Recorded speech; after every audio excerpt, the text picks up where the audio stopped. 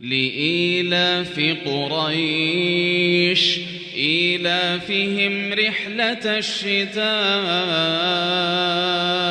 والصيف فليعبدوا رب هذا